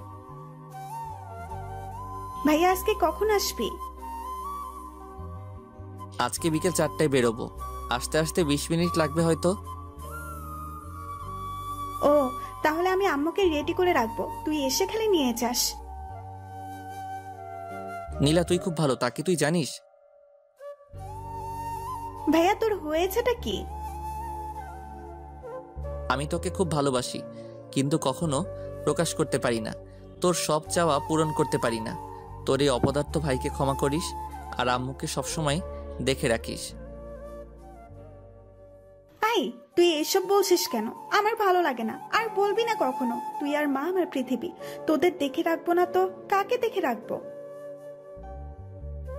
হঠাৎ নীলের মা ছুটে আসেন নীলার চেঁচামেচি শুনে। ছেলেটা বের হচ্ছে, তা তুই সকালবেলা এমন চিৎকার জুড়ে দিলি কেন? আরে আম্মু ওকে বুঝি বলেছি বলে। মিষ্টি হেসে বোনকে বাঁচিয়ে দিল নীল। তুইও পারিস বটে। এখন যা অফিসে, দেরি হয়ে যাবে নয়তো। আচ্ছা আম্মু, তুমি তৈরি থেকো, আমি নিয়ে যাব কিন্তু। আর আম্মু, কখনো তোমার মনে কষ্ট দিয়ে থাকলে মাফ করে দিও। মনে পুষে রেখো না তোমার অভিমান। না রে বাবা, তুই আমার মনে কখনো আঘাত দিস নাই, তবে তোর বিয়ের কথা বললেই কেমন যেন করিস। আচ্ছা, আর করবো না। এবার আসি তবে, নয়তো খুব দেরি হয়ে যাবে। আয় বাবা। দরজা খুলে বের হতে গিয়ে নীল একটা হোঁচট খেলো। তারপর খানিকটা সময় থেমে রইল, কিন্তু নীলের মা এই ঘটনা দেখে অস্থির হয়ে বললেন, বাবা তুই একটু পরে বের হ, যাওয়ার পথে কেমন বাধা পড়লো। আহা আম্মু, তুমিও না। একটু অন্যমনস্ক হয়ে পা বাড়াতে গিয়ে সামান্য হোঁচট খেয়েছি, তাতেই অস্থির হয়ে পড়লে? না বাবা, আমার মনটা কেমন যেন করছে, কিছু ভালো লাগছে না। বাবা তুই সাবধানে যাস। আচ্ছা মা, নীলামায়ের খেয়াল রাখিস, আর কল করলে সময় মতো রিসিভ করিস। আচ্ছা ভাইয়া। নীল নিজের উদ্দেশ্যে যাত্রা শুরু করলো, তবে দরজা থেকে বেরিয়ে একবার পিছু ফিরে তাকালো। তার মায়ের চিন্তিত মুখখানা আর বোনের অস্থিরতায় পূর্ণ মুখবয়ব এক নজরে দেখে নিল। কেন যেন তার মনে হচ্ছে এই বুঝি পরিবারের সাথে তার শেষ দেখা, আর বোধহয় বাড়ি ফেরা হবে না। কিন্তু হঠাৎ এমন অবান্তর চিন্তার কুল কিনারা উদযাপন করতে অক্ষম হলো নীল। অপরদিকে সকালে বাসার সব কাজ ছেড়ে কণ্ঠ নিজের গুরুত্বপূর্ণ কাগজপত্র গুছিয়ে রওনা দিল গন্তব্যের উদ্দেশ্যে। বের হওয়ার পূর্বে সে তার বাঁকে দীর্ঘক্ষণ শক্ত করে জড়িয়ে ধরেছিল। তার মনে হচ্ছিল মাকে ছেড়ে দিলে বুঝি সে হারিয়ে যাবে। আজ কণ্ঠের চোখে শুধু সেদিনের সেই দুঃস্বপ্ন ভাসছে। হঠাৎ চারিদিক ধোঁয়াময় হয়ে ওঠে, নীল হারিয়ে যায়, আর কণ্ঠের শ্বাস নিতে প্রচুর কষ্ট হয়। কিন্তু কেন আজকে এসব মনে পড়ছে কেন হঠাৎ? কি হতে চলেছে তবে নীল আর কণ্ঠের জীবনে? কেন তারা আজ এতটা শঙ্কিত? আছে কি এর কোনো উত্তর? অফিসে পৌঁছে কণ্ঠ দেখতে পেল এমডি বা নীল কেউই এসে পৌঁছায়নি। সে অপেক্ষা করতে থাকলো। 5 মিনিটের মাথায় মিস্টার শোভন তথা অফিসের এমডি এসে পৌঁছালো। একবার সে কণ্ঠের দিকে দৃষ্টিক্ষেপণ করলো, অতঃপর নিজের কেবিনে চলে গেল। কিছু সময় অতিবাহিত হওয়ার পর শোভন চিৎকার করে তার পিএ জিহানকে ডাকে। জিহান ছুটতে ছুটতে শোভনের কেবিনের উপস্থিত হলে শোভন চিৎকার করে নীলের কথা জানতে চায়। জিহান নতমস্তকে জানায় নীল এখনো অফিসে পৌঁছায়নি। এসব কিছুর নীরব দর্শক ছিল কণ্ঠ। চুপচাপ সে দেখতে থাকলো স্বার্থের জন্য শোভন ঠিক কতটা নিচে নামতে পারে। বেশ খানিকটা সময় শোভন তার চেঁচামেচি চালিয়ে গেল, অথচ অফিস টাইম শুরু হতে এখনো 5 মিনিট বাকি। এসব চিন্তায় মগ্ন ছিল কণ্ঠ। ঠিক তখনই আগমন ঘটে নীলের। নীল আসার খবরটা জিহান তৎক্ষণাৎ মিস্টার শোভনকে জানায়। মিস্টার শোভন কেবিন থেকে বেরিয়ে নীলের পথ রোধ করে দাঁড়ান, অতঃপর নীলের উদ্দেশ্যে বেশ কিছু বাক্য ছুড়ে দেন। কি ব্যাপার মিস্টার সৈকত ইভান নীল? চাকরি করার ইচ্ছা আছে? কোনো কাজই তো ঠিক মতো করেন না। তাচ্ছিল্যপূর্ণ ভাবেই কথাগুলো বলল শোভন। অবশ্যই চাকরি করার ইচ্ছে আছে স্যার, কিন্তু আমি আপনার কথা ঠিক বুঝতে পারলাম না। না বোঝার মতো কোনো কথা তো বলিনি আমি, স্পষ্ট বাংলা ভাষায় বলেছি। একটু পরে আমার কেবিনে আসবেন। Okay sir. প্রবল হতাশায় জর্জরিত কণ্ঠে বলল নীল। এদিকে কণ্ঠ বসে বসে পুরোটা কথোপকথন শুনল। রাগ তার শিরা উপশিরা জুড়ে প্রবাহিত হচ্ছে। শুধুমাত্র তাকে কেন্দ্র করে শোভন নীলের সাথে এহেন আচরণ করছে, এ যেন কণ্ঠ মেনে নিতে পারছে না। তবুও চুপচাপ সবটাই সে প্রত্যক্ষ করে চলেছে। আজ যদি কোনো বিরাট ক্ষমতা সম্পন্ন ব্যক্তি কণ্ঠ হতো তবে নীলের এতটা কষ্ট পেতে দেখতে লাগতো না, তবে নীলকে এতটা কষ্ট পেতে দেখা লাগতো না। এসব নানা আজগুবি চিন্তায় চিন্তিত হয়ে রয়েছে কণ্ঠ। এমত অবস্থায় নীলকে ডেকে পাঠালেন শোভন। নীল কেবিনে যাওয়ার পূর্বে কণ্ঠের চিন্তিত মুখবয়বের প্রতি দৃষ্টি ক্ষেপণ করল। চোখের ইশারায় কণ্ঠকে শান্ত হতে বলল এবং আশ্বস্ত করে কেবিনে পা বাড়ালো। কণ্ঠের বুকের ভেতর ধক করে উঠল। আবার যে কত অপমান সইতে হবে সেই দুশ্চিন্তায় নীল আর শোভনের কথা শোনার প্রবল আগ্রহকে দমিয়ে রাখতে না পেরে অভদ্র একটা আচরণ করে বসলো কণ্ঠ। সে নক না করেই কেবিনে ঢুকে পড়ল। তৎক্ষণাৎ শোভন বলে উঠল, তোমাকে আমি দেখেছি। আসলে স্যার, আমার রেজিগনেশন লেটারটা। কণ্ঠ কথা সম্পূর্ণ করার পূর্বেই তাকে থামিয়ে শোভন বলল, বাইরে গিয়ে বসো, আমি তোমার সাথে এ নিয়ে পরে কথা বলবো। স্যার, আসলে আপনার সাথে কথা বলাটা জরুরি। কথোপকথন চলছিল। হঠাৎ এক পর্যায়ে ইলেকট্রিসিটি চলে গেল। পুরো কেবিন অন্ধকারাচ্ছন্ন হয়ে পড়ল। কেবিনের বাইরে প্রচুর কোলাহল, মানুষের চিৎকার। মুহূর্তেই পরিস্থিতি পাল্টে গেল। শোভনের মনে জমে থাকা ক্রোধ ভয়ে রূপান্তরিত হলো। কণ্ঠের দৃষ্টিপটে সেই ধোঁয়াটে স্বপ্ন ভেসে উঠল, আর নীলের চোখে তার মায়ের মায়াময় মায়াবয়ব আর নীলের হাস্যোজ্জ্বল চেহারা ভেসে উঠল। কণ্ঠ এগিয়ে গিয়ে কেবিনের দরজায় সামান্য একটু খুলতেই পুরো কেবিন ধোঁয়ায় আচ্ছন্ন হয়ে পড়ল। নীল বলল, কণ্ঠ, দরজা চাপিয়ে দাও, আগুন লেগেছে বোধহয়। পুরো ফ্লোর ধোঁয়াচ্ছন্ন হয়ে পড়েছে। আমাদের বের হতে হবে তো। ইলেকট্রিসিটি নেই, লিফট বন্ধ হয়ে আছে, পুরো ফ্লোর অন্ধকার। এখান থেকে আমরা কিভাবে বের হব? আচ্ছা, আমি ফায়ার সার্ভিসকে কল করছি। অতঃপর যেই ভাবা সেই কাজ। কিন্তু কয়েক মুহূর্তের ব্যবধানে ধোঁয়ার পরিণতি বাড়ছে আর আগুনের তীব্রতা। অষ্টম তালার কেউ বের হতে পারেনি। আগুনের সূত্রপাত ষষ্ঠ তালায়, তাই সিঁড়ি পুরোপুরি বন্ধ হয়ে রয়েছে। অষ্টম তালায় প্রায় 800 জন আটকা পড়েছে। খবরের শিরোনামে বড় বড় অক্ষরে লাল কালিতে ব্রেকিং নিউজ আকারে প্রচারিত হচ্ছে। সপ্তম ও অষ্টম তলায় আটকা পড়েছে প্রায় অর্ধশতাধিক। মুহূর্তের মাঝে কি থেকে কি ঘটে গেল। নীলা খবরের চ্যানেল পাল্টাতে গিয়ে এহেন একটা সংবাদ দেখে বাকরুদ্ধ হয়ে পড়ল। তাহলে তার ভাইয়া এখন কি অবস্থায় আছে? এসব ভেবেই শরীর হিমশীতল হয়ে আসে নীলার। দ্রুত সে নীলকে কল করে। একবার, দুবার, তিনবার এভাবে বহুবার কল দিতে থাকে সে, কিন্তু রিসিভ হয় না। অপরদিকে ঘটনাস্থলে এখনো ফায়ার ব্রিগেড পৌঁছাতে পারেনি। অষ্টম তলায় আটকে পড়া 28 জনের মাঝে নীল, কণ্ঠ ও শোভনও রয়েছে। তাদের প্রত্যেকের শ্বাসকষ্ট শুরু হয়ে গিয়েছে।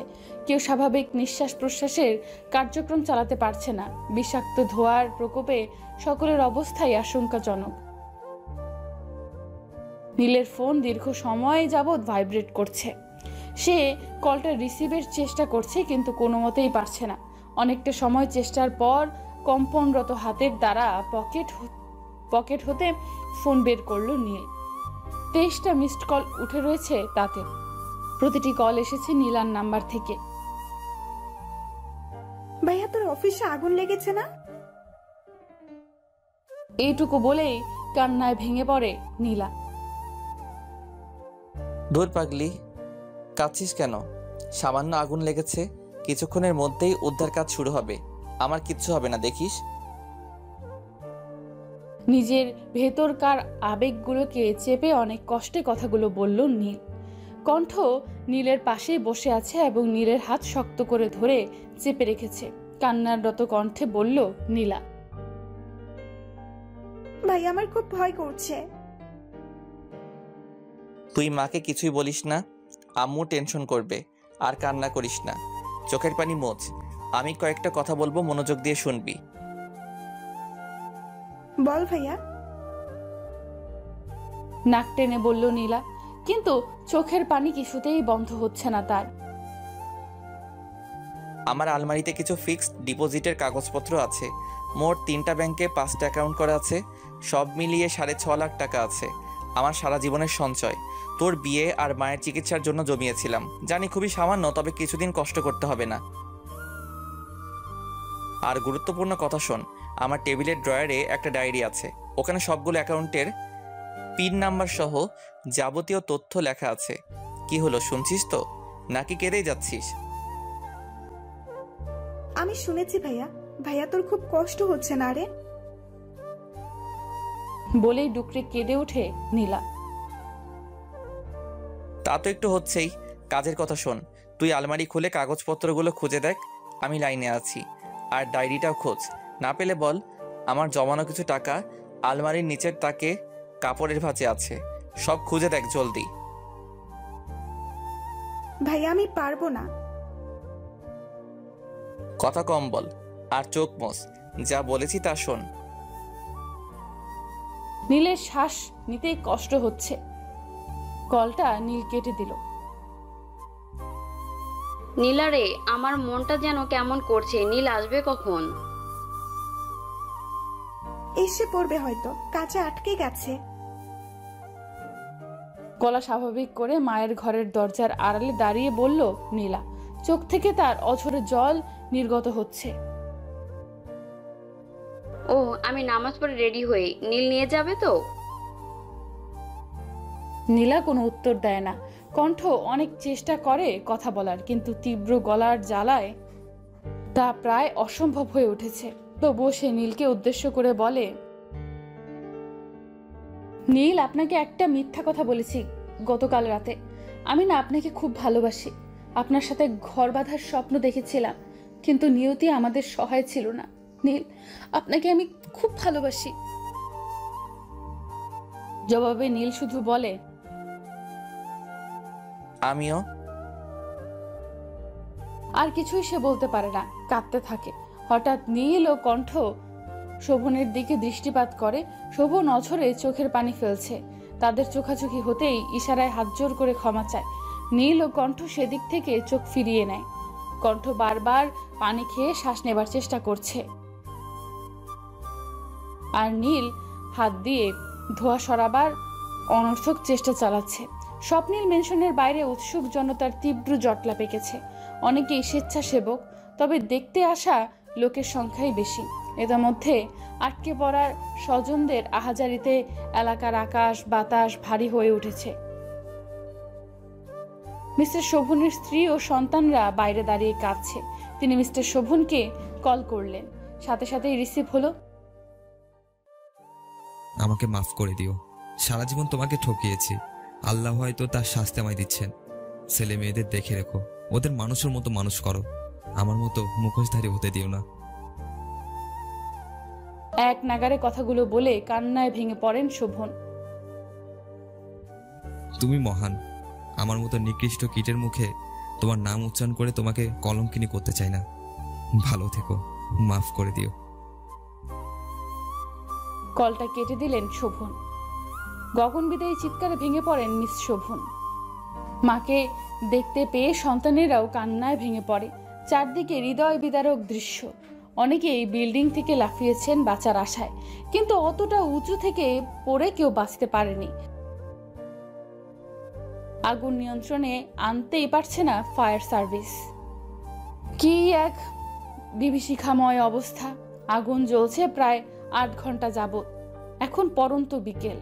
থেমে থেমে অগ্নিস্ফুলিঙ্গ দেখা যাচ্ছে। 8ম তলায় কেউ বেঁচে থাকার সম্ভাবনা নেই। সকলেই তীব্র ধোঁয়ার শ্বাসকষ্টজনিত সমস্যায় ইহলোক ত্যাগ করেছে। অনেকগুলো লাশের সাথে উদ্ধার হয় একজোড়া লাশ, যারা একে অপরের হাত শক্ত করে আঁকড়ে ধরে রেখেছে, যেন ছেড়ে দিলেই হারিয়ে যাবে। ঠিক ধরেছেন, নীল কণ্ঠ একত্রে হারিয়ে গেছে পৃথিবীর থেকে, সঙ্গে নিয়ে গেছে তাদের অপূর্ণ ভালোবাসা। সব পরিণতি পূর্ণতা পায় না, অপূর্ণ থেকেই হারিয়ে যায়। ঠিক তেমনি ঘটেছিল নীল ও কণ্ঠের সাথে। 43টা লাশের মাঝে তারাও ছিল। বাঁচার ইচ্ছে থাকলেও নিয়তির দোষে তা হয়ে ওঠেনি। আমাদের দেশে বিভিন্ন সময় অগ্নিকাণ্ডের আদলে গল্পটি লেখা। সব গল্পের শেষ একই রকম হয় না। গল্পটি আপনাদের কেমন লেগেছে অবশ্যই কমেন্ট করে জানাবেন। আমাদের গল্প ফেসবুকে শুনতে আমাদের পেজটি ফলো করুন। পেজের লিংক ডিসক্রিপশনে দেওয়া আছে।